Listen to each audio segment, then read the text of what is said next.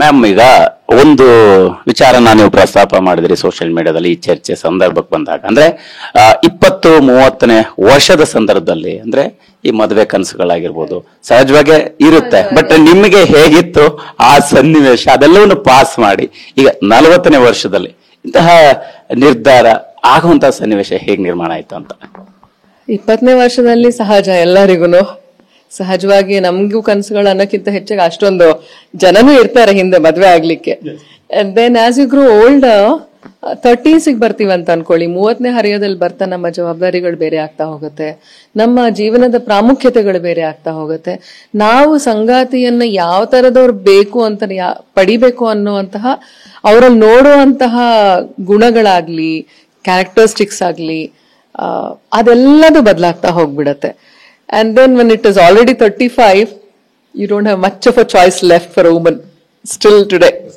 In my case, I've been lucky, ಆದ್ರೂ not much of a choice. ಆಯ್ತಾ, ಇನ್ನೇನ್ 40 ಹತ್ತತ್ರ ಬರ್ತಿದೆ ಅಂದ್ರೆ ನನ್ನ ಜೀವನಕ್ಕೆ ನನ್ನನ್ನು ಅಳವಡಿಸ್ಕೊಂಡ್ ಬಿಟ್ಟಿರ್ತೀನಿ. ನಂದೇ ಒಂದ್ ಜೀವನ ನಡೀತಾ ಇರತ್ತೆ, ನನ್ ಸುತ್ತಲೇ ಏನೋ ಒಂದಷ್ಟು ನನ್ನ ಪ್ರಪಂಚ ಆಗ್ಲೇ ಕ್ರಿಯೇಟ್ ಆಗ್ಬಿಟ್ಟಿರತ್ತೆ. ಇನ್ನು ಅದರಲ್ಲಿ ಯಾರೋ ಹೊಸಬ್ರನ್ನ ಕರ್ಕೊಂಡ್ ಬಂದು, ಹೊರಗಡೆಯಿಂದ ಕರ್ಕೊಂಡ್ ಬಂದು ಅವ್ರಿಗೆ ಇದಕ್ ಪಳಗಿ ನೀವು ಇಲ್ಲಿ ಹೊಂದ್ಕೊಳ್ಳಿ ಅಂತೆಲ್ಲ ಹೇಳುವಾಗ ಅವರಿಗೂ ಹಿಂಸೆ ಆಗತ್ತೆ. ಯಾಕಂದ್ರೆ 30 ದಾಟಿದ ಮೇಲೆ we are not flexible, whether it's a male or a female, we are not that flexible. ಕಲಿಕೆ ಇರಬಹುದು, ಏನಾದ್ರು ಕಲೀಲಿಕ್ಕಂದ್ರೂ ಅಷ್ಟು ಬೇಗ ನಾವು ಒಪ್ಕೊಳ್ಳೋ ಸ್ಥಿತಿಲೂ ಇರಲ್ಲ ಯಾವ್ದನ್ನು. ತಕ್ಷಣದಲ್ಲಿ ನಾನು ಒಂದು ಇನ್ನೋಸೆಂಟ್ ಆಗಿ ತಕ್ಷಣ ಮಾಡ್ಬಿಡ್ತೀನಿ ಇದನ್ನಂತ ಯಾರು ಹೇಳಲ್ಲ. ನೀವೇ ಆಗ್ಲಿ ಚಾನೆಲ್ ಅಲ್ಲಿ ಯು ವಿಲ್ ಕ್ವೆಶ್ಚನ್ ಬ್ಯಾಕ್. ಯಾಕಂದ್ರೆ ವಿಲ್ ಥಿಂಕ್ ನಾವು 30s ಅಲ್ಲಿ ಇದೀವಿ ಅಂತ ಹೇಳೋ ಆಗ್ಲೇ ನನಗೆ ಜೀವನದ ಒಂದು ಅರಿವು ಬಂದಿದೆ, ನನಗೊಂದು ಮೆಚುರಿಟಿ ಇದೆ ನನ್ನಲ್ಲಿ. And I want to establish that ಅನ್ನೋಂಥದ್ದು ಪ್ರತಿಯೊಬ್ಬರಿಗೂ ಇರತ್ತೆ, ಗಂಡಾಗ್ಲಿ ಹೆಣ್ಣಾಗ್ಲಿ.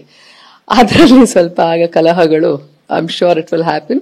ಆದ್ಮೇಲೆ ಬೇಗ ಅಕ್ಸೆಪ್ಟೆನ್ಸ್ ಬರಲ್ಲ. 35 ಆದ್ಮೇಲೆ acceptance is very low, I am sure, whether it's for a man or a woman.